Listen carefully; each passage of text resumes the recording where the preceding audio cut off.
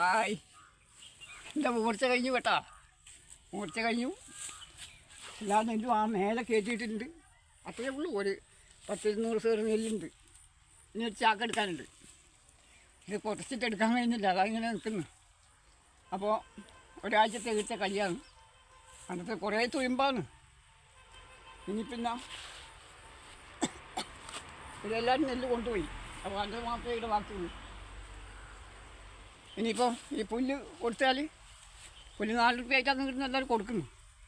ഇത് കൊടുത്താൽ പെണ്ണുങ്ങളെ കൂലി കൊടുക്കാൻ 4 ദിവസം മൂർത്തിന് ഒരു 4 ദിവസത്തേക്ക് 550 എന്നാണ് പറയുന്നത്. പിന്നെ നെല്ല് കൊടുത്താൽ ഒന്നും ഉണ്ടാവില്ല അവർക്ക്, അവർക്ക് പൈസ കൊടുക്കുന്നു. ഇത് വിറ്റിട്ട് കൊടുക്കണം. അപ്പോൾ ഇനി ഒരു കെട്ടും കൂടി ഉണ്ട്, ഞാൻ കയറ്റിയിട്ട്.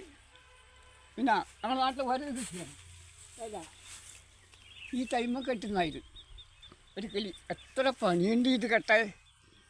ഇത് കെട്ടി മടന്നിട്ട് ഓല മുറിച്ചിടും, ഇല്ലെങ്കിൽ പോയി പക്ഷിയും പോയി. എന്താ അവരെ കഴിവ്, പാവം ഉണ്ടാവില്ല ഇത്.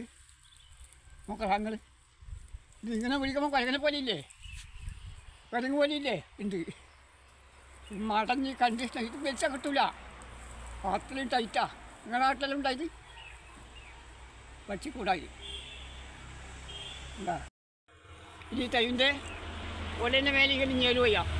അപ്പോൾ ആ ഓല ഉണങ്ങിയിട്ടാകുമ്പോൾ താല് പോവും, പക്ഷിയടക്കം താല് പോകും. കുഞ്ഞിക്കുട്ടിയും മുട്ടയിലും ഉണ്ടാവും. അങ്ങനെ ഒക്കെ അറിയുന്നു. എന്താ അതിൻ്റെ സങ്കടം, നമ്മളെ കുട്ടികളില്ലാതെങ്കിലോ. അതങ്ങനെ പോയി. അപ്പം അങ്ങനെയുണ്ട്. അപ്പോൾ ഇനി പാലക്ക ഓട്ടോ വരുന്ന പറഞ്ഞു അതിൻ്റെ ഒരു അഞ്ഞൂറാണ്. അവൻ്റെ ഓട്ടോ വന്നിട്ട് വീടിന്ന് കൊണ്ടുപോയിട്ട് ആടുന്നും കടത്തണം വീട്ടിലേക്ക് കുറച്ച് സ്ഥലം. അതുകൊണ്ട് അതും കടത്തി വെച്ചിട്ടാകുമ്പോൾ ബാക്കി പറയാം.